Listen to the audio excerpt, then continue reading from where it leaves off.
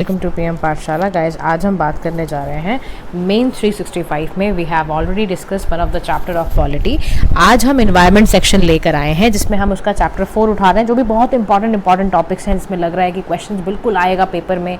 और मेंस के मैंने आपको पहले ही बताया गाइज, मेंस के जब भी आप क्वेश्चन डील करो इतनी प्रैक्टिस कर लेना कि वहाँ पे सोचना ना पड़े किसी टॉपिक के बारे में आपको, बिकॉज वहाँ टाइम नहीं है आपके पास। 7 मिनट में एक क्वेश्चन सॉल्व करना ही करना है, ठीक है।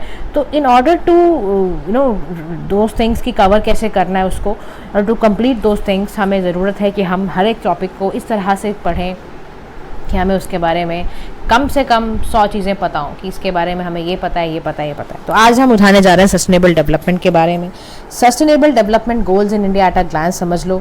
1987 में सस्टेनेबल डेवलपमेंट नाम की कोई चीज़ आई जिसको ब्रुंडलैंड कमीशन रिपोर्ट में कहा गया कि सस्टेनेबल डेवलपमेंट वो डेवलपमेंट है जो हमें प्रेजेंट की नीड्स को तो फुलफिल करना ही है, साथ साथ हमें फ्यूचर जनरेशंस के बारे में भी सोचना है, मतलब बिना कॉम्प्रोमाइज़ किए हमें काम करना है। और 3 ऑब्जेक्टिव इसके आपको ज़रूर लिख कर आने हैं। SDG इतना रहता है पेपर में, आप जानते ही हो। SDG 2030 के लिए हम इतना ज़्यादा आजकल पढ़ाई में हर टॉपिक के साथ हम कम से कम यही सोचते हैं कि हर एक टॉपिक के साथ, हर एक मिशन, एक पॉलिसी के साथ हमारी जो बन रही है उसका इम्प्लीमेंटेशन का एक सबसे बड़ा रीज़न है we have to accomplish SDG goal by 2030। तो 3 ऑब्जेक्टिव इसके ज़रूर याद रखने हैं: economic growth, environmental protection, social inclusion. तो EES इसका आप लगा लो है, यानी economic growth your, and then your environmental protection and the social inclusion. ये 3 इसके मेजर ऑब्जेक्टिव हैं। और इसको लीड करने के लिए you need good governance, transparency. आपको क्लाइमेट चेंज के साथ फाइट करना पड़ेगा, आपको बायोडाइवर्सिटी को प्रोटेक्ट करना है, आपको सभी कम्युनिटीज़ की वेलबींग के बारे में सोचना है। तो जब जब SDG के बारे में लिखोगे इस तरह की अप्रोच के साथ आपको पेपर में अटैम्प्ट करना है, ठीक है। तो ये बहुत अच्छी किताब है मेंस 365 की, जिसमें आपको तरीके से बताया जा रहा है कि this is how you have to attempt. अच्छा, SDG गोल याद रखना गाइज, 17 के 17 आपको टिप्स पे याद होने चाहिए।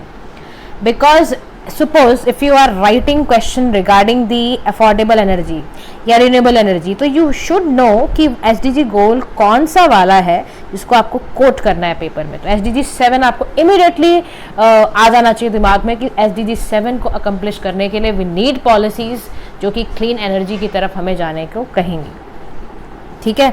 No poverty, zero hunger. आप कुछ भी इसका टिप्स एंड ट्रिक्स बनाओ और उसको फॉलो करो। कोई स्टोरी रिलेट कर लो कि देखो सबसे पहले हमारी ज़रूरत क्या है, हमें सबसे पहले, या मैस्लो की थ्योरी थोड़ा सा लगा लो इसमें कि भाई मैस्लो सबसे पहले कहता है अपनी नीड्स फुलफिल करो, यानी कि पॉवर्टी नहीं रहनी चाहिए। जब गरीबी मिटेगी, जब पैसा आने लग जाएगा धीरे धीरे, फिर हमारी हंगर ख़त्म होगा, फिर हम अच्छे मैल नरिश होने से बचेंगे, फिर हम बैलेंस डाइट खाएंगे तो हमारा अच्छी हेल्थ हो जाएगी, हेल्थ अच्छी होगी तो पेरेंट्स बच्चों को स्कूल भेजेंगे तो वहाँ पर लड़कों लड़कियों दोनों का भेदभाव खत्म होगा, तो जेंडर इक्वलिटी होगी। फिर स्कूल के अंदर उनको क्लीन वाटर सैनिटेशन मिलना चाहिए। इस तरह से स्टोरी फॉर्म कर लो।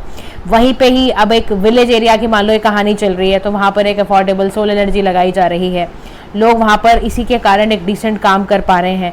इंडस्ट्री धीरे धीरे सेमी अर्बन एरिया बनता जा रहा है एक विलेज, फिर उसकी इनइक्वालिटीज़ ख़त्म होती चली जा रही हैं। हर तरह की एक सिटी अब सस्टेनेबल सिटी बनती जा रही है क्योंकि वहाँ पर ये सारी चीज़ें आ गई हैं, 10 की 10 चीज़ें आ गई हैं। फिर धीरे धीरे जब सस्टेनेबल सिटी बन रही है तो लोग रिस्पॉन्सिबल कंजम्पशन प्रोडक्शन कर रहे हैं, लोग अच्छे पढ़े लिखे हो गए ना क्योंकि सोसाइटी के अंदर। फिर क्लाइमेट एक्शन के बारे में सोचा जा रहा है, पानी के बारे में, लैंड के बारे में सोचा जा रहा है, ठीक है ना। फिर एक पीसफुल जस्टिस भी है, फिर पॉलिटिकल सिस्टम स्ट्रांग होता जा रहा है, फिर partnership for the goals. This is how you have to make some story so that you are able to handle any of the question, और उसको वहाँ पे कोट करके पेपर में ज़रूर आना है, ठीक है। उसके बाद ध्यान से सुनो, SDG के साथ आपके कुछ जो आप इंडिया के जो चैलेंजेस हैं वो ज़रूर पता होने चाहिए, टिप्स पे पता होने चाहिए कि स्ट्रक्चरल चेंज सबसे बड़ी समस्या है क्योंकि रैपिड अर्बनाइजेशन है, रीजनल वेरिएंस है, इकोनॉमिक डेवलपमेंट के इम्बैलेंस होने की वजह से है। इम्प्लीमेंटेशन चैलेंजेस हैं, फिनेंस नहीं मिलता हमें, सिस्टमिक वीकनेसेस बहुत ज़्यादा हैं, अवेयरनेस की कमी है, पुअर पार्टिसिपेशन है, कुछ मॉनेटरी चैलेंजेस हैं इन सेक्टर्स के अंदर। तो ये सारी बातें आपको ज़रूर पेपर में याद रखनी है। Structural challenges, implementation challenges, monitoring challenges, ठीक है। अब इनको अचीव करने का क्या तरीका है, लोकलाइज कर लो आप SDGs को, यानी कि नीति आयोग कुछ ऐसे रेगुलर इंटरवेंशन करे कि ये सारी चीज़ें ठीक हो पाएँ। एजुकेशन, एम्प्लॉयमेंट, इस चीज़ को ठीक किया जाए, वुमेन एंटरप्रेन्योरशिप को प्रमोट किया जाए। 3A जो है आपकी अवेयरनेस, एक्शन, अकाउंटेबिलिटी, ये ज़रूर पेपर में लिखना कि सारे बैरियर्स को हटाने का काम करती हैं, ठीक है। अब लोकलाइजेशन के लिए ध्यान से समझ लो हमने क्या किया है, मतलब इंडियन गवर्नमेंट क्या कर रही है उसके लिए। तो इसके लिए सबसे बेस्ट एग्जांपल बता दो जरा मैं आपको, मेमोरेंडम ऑफ अंडरस्टैंडिंग साइन हुआ है, localization of sustainable development goals की बात कर रही हूँ। पेपर में डायरेक्ट क्वेश्चन पूछा जा सकता है कि मेमोरेंडम ऑफ अंडरस्टैंडिंग जो है, डायरेक्ट क्वेश्चन नहीं आएगा तो कैसे इनडायरेक्ट क्वेश्चन आ जाएगा, साइन किया गया between with your institute of rural management Anand Gujarat, और उसका कोलैबोरेशन हुआ है जीपीडीपी से यानी ग्राम पंचायत डेवलपमेंट प्लानिंग के साथ, ताकि जो पंचायती राज इंस्टीट्यूशन जो है वो ऐसा काम करे जो एसडीजीज को फुलफिल करे। और एसडीजी का लोकलाइजेशन होना बहुत बहुत ज़रूरी है। क्यों? क्योंकि भाई ग्राउंड लेवल से तो काम शुरू होगा तो आपको रिजल्ट मिलने शुरू होंगे ना। आपका एक तो कॉम्पिटिटिव कोऑपरेटिव फेडरलिज्म बढ़ेगा, ठीक है ना, हर जगह पे एक हेल्दी डेवलपमेंट होगी, no one size fits all, जितने भी अलाउज डेवलपिंग सोल्यूशन निकालेगा, स्टेट कैपेसिटी बढ़ेगी। तो मिनिस्ट्री ऑफ पंचायती राज ने कुछ ऐसे एक्शंस लिए हैं respect of those identified SDG through GPDP. तो ऑब्जेक्टिव जीपीडीपी का यही है कि कॉन्स्टिट्यूशनल मैंडेट फुलफिल हो ग्राम पंचायत की। चैलेंजेस क्या है? देखो इसमें फाइनेंस की प्रॉब्लम है, डेटा की प्रॉब्लम है, कैपेसिटी की दिक्कत है, लैक ऑफ पॉलिसी कोहेरेंस है, लिमिटेड अवेयरनेस है। क्या क्या एफर्ट्स चाहिए इनको ठीक करने के लिए? तो आपका ओवरऑल कोऑर्डिनेशन होना चाहिए फॉर इम्प्लीमेंटेशन ऑफ एसडीजीज, ठीक है। सबसे पहली बात यही है कि ओवरऑल कोऑर्डिनेशन होना चाहिए for implementation of sustainable development goals. Overseeing करने की ज़रूरत है कि हम ना अडॉप्शन करें, मॉनिटरिंग करें एसडीजीज कंट्री में कितना फॉलो हो रहे हैं। इसीलिए आपको इंडेक्स के बारे में पेपर में ज़रूर लिखना चाहिए कि नीति आयोग ने एक एनुअल बेसिस पे 2018 से ही एसडीजी इंडिया इंडेक्स बनाया है, जो हर स्टेट यूनियन में चेक करता है कि कितनी प्रोग्रेस हुई है। जैसे देखो आंध्र प्रदेश में ना एक 9 फ्लैगशिप प्रोग्राम चलाया जा रहा है, इसका नाम है नवरत्नलू, ठीक है। सिर्फ भोपाल में इंडिया का पहला सिटी लेवल वॉलंटरी।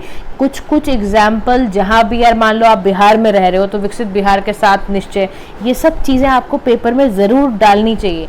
बिकॉज अगर आप किसी लोकलाइजेशन स्टेट की बात कर रहे हो तो एटलीस्ट बताओ हमारे स्टेट में ये हुआ है। अगर आपके स्टेट में कुछ ऐसा हुआ है, मान लो you are residing in Andhra Pradesh, तो यू शुड अवेयर कि भाई नवरत्न आलू कुछ करके क्लस्टर ऑफ 9 फ्लैगशिप प्रोग्राम है जिसमें वल्नरेबल कम्युनिटीज़ को तक पहुँचा जाए, एग्रीकल्चर हेल्थ इन सबको ठीक किया जाए और उनको उन तक पहुँचाया जाए वल्नरेबल सेक्शन। तो ये सब बातें आपको लिखनी है।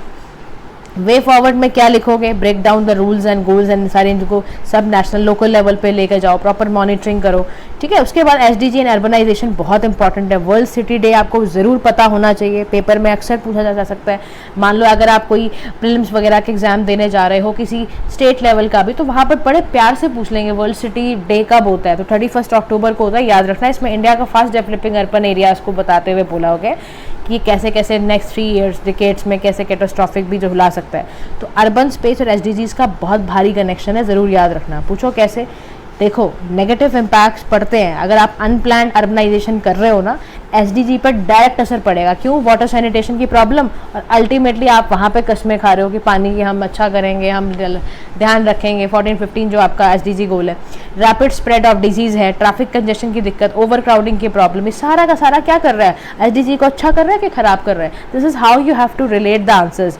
आपको कनेक्शन बताना होगा अर्बन स्पेस और एसडीजीज का कि हाई पॉपुलेशन डेंसिटी की वजह से आप कहाँ से अर्बन स्पेसेस को खाली करोगे, कि स्टेक होल्डर्स कुछ काम ठीक से कर नहीं रहे, मोबिलाइज नहीं कर रहे हैं, लो कार्बन सस्टेनेबल इकॉनमी बनाते जा रहे हो। तो इनिशिएटिव लो आप, जैसे कि आपने एसडीजी इंडेक्स बेसलाइन रिपोर्ट बनाते हो, उसका ऐसे इनिशिएटिव लो आप, उसमें जहाँ जहाँ भी लूप होल्स हैं उसको ठीक करो। एग्जाम्पल के तौर पर नीति आयोग ने एक शेयर अंडरस्टैंडिंग भी क्रिएट करी है एसडीजीज की, सेंट्रल एंड लोकल गवर्नमेंट, ताकि उस पर ऑफिशियल्स आकर बातें करें और कैसे डिलीवर करना है। ऐसे देखो how India is delivering on the SDG, ये शुड आपको ना ये पता होना चाहिए। ऐसा ही कुछ चार्ट बना के आ जाना कि देखो सेंटर के लेवल में ministry of statistics and programme implement इस पर काम करते हैं, नीति आयोग काम कर रही है, लाइन कुछ मिनिस्ट्रीज की हैं, स्टेट लेवल पर, ऐसे ही डिस्ट्रिक्ट लेवल पर। लेकिन चैलेंजेस पता है क्या दिक्कत है? हमारे पास डेटा एक्यूरेट नहीं होता लोकल लेवल का। हमारे पास अर्बन लोकल बॉडीज़ के लिए फाइनेंशियल क्राइसिस है। हमारे साथ ना हर साइज़ देखो सबसे हर अर्बन एरिया अलग है अपने आप में, उसको कैसे डील करना है वो हमारे पास अभी उसका इतनी अप्रोच नहीं है। वे फॉरवर्ड में बोला जा रहा है कि गवर्नमेंट को ना एज अ होल देखना पड़ेगा। स्मार्ट सिटी मिशन जो आप बना रहे हो, हर चीज़ में उसको देखो आप कि क्या वो economically, environmentally, law and order सब ठीक तरह से मेंटेन कर रहा है कि नहीं कर रहा है। एफिशिएंसी इन्हांस करने की ज़रूरत है। Green energy, green house gases को कम करने की बेहद ज़रूरत है। और वो कैसे होगा, इंफ्रास्ट्रक्चर ठीक करो, ठीक है। अच्छा, सस्टेनेबल एग्रीकल्चर के बारे में देखो यहाँ पर बहुत सारा डेटा लिखा हुआ है जो डेफिनेटली आपके 1 मार्कर्स के लिए इंपॉर्टेंट है, लेकिन अभी हमें क्या कर रहे हैं, मेंस की कर रहे हैं। मेंस के लिए आपको एक आंसर फॉर्मेट कैसे लिखना है वो मैं आपको बताती जा रही हूँ। मान लो क्वेश्चन स्ट्राइक कर गया अर्बन एग्रीकल्चर के ऊपर, तो अर्बन एग्रीकल्चर में एक डेटा बैंक में बोला गया है कि अर्बन एग्रीकल्चर की वजह से देखो कैसे आपका 15 से 20% अगर आप अर्बन एरिया में भी इतनी शक्ति है कि वहाँ से 15 से 20% आप फूड को प्रोड्यूस कर सकते हो। एग्जाम्पल के तौर पर आपकी कई सिटीज़ हैं इंडिया की, मुंबई, दिल्ली, चेन्नई, बेंगलुरु, कोलकाता, यहाँ पर अर्बन एग्रीकल्चर को अडॉप्ट किया जा रहा है। अर्बन एग्रीकल्चर का मतलब है urban and peri urban areas में एग्रीकल्चरल प्रैक्टिसेस को प्रोत्साहन करना, ट्रांजिशन फ्रॉम लैंड, क्योंकि रूरल लैंड यूज़ में आपका सारा का सारा ट्रांजिशन आ रहा है। तो फाओ ने ही बेसिकली कहा कि भाई सस्टेनेबल डेवलपमेंट करो, आप न्यूट्रिशन से आपके हर अर्बन एरियाज़ में भी आए, नियर बाय जो रूरल स्पेसिस के एरियाज़ हैं जहाँ अर्बन है, पेरी अर्बन है, उनमें शुरू करो। और अर्बन एग्रीकल्चर का देखो सबसे बड़ा फ़ायदा पता है क्या है, फूड एंड आपकी न्यूट्रिशनल सिक्योरिटी मेंटेन रहती है। 222 आपके मिलियन अर्बन रेसिडेंट है जो आपके 5% अर्बन एरियाज इंडिया को सर्व करते हैं।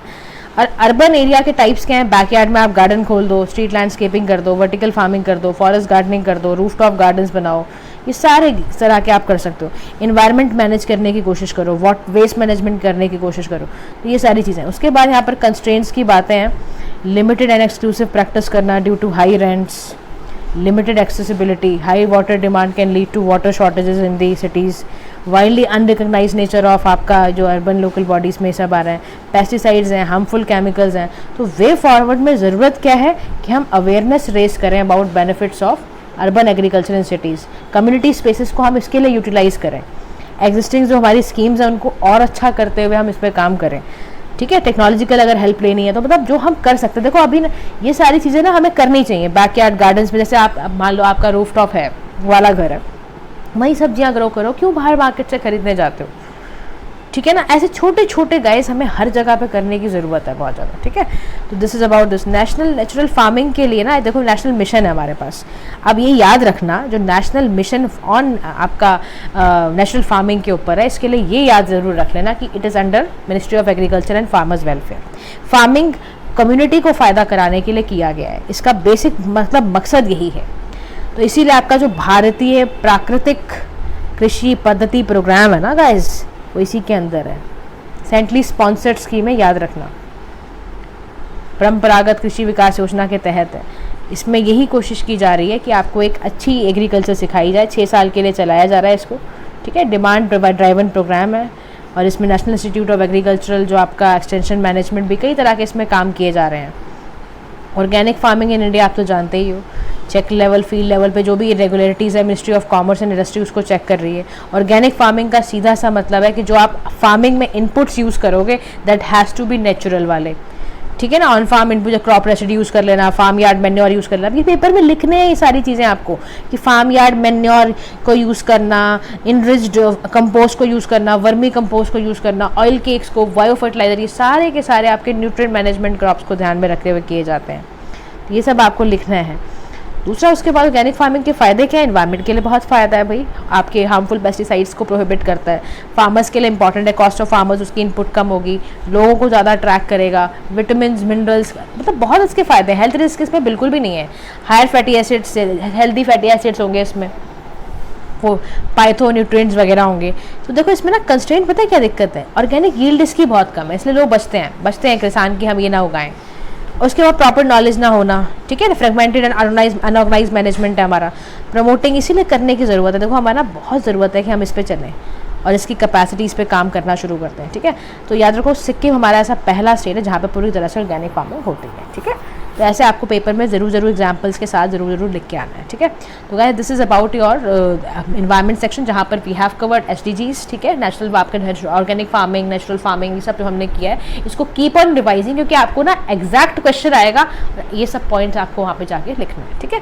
This is all for today, thank you so much for listening. We are tomorrow coming with the new subject, हर रोज़ एक नए टॉपिक्स होंगे जो इंपॉर्टेंट होते हैं आपके लिए, वो हम करते चले जाएंगे। Thank you so much for listening, to like share and subscribe to PM Pathshala. Have a nice day to all.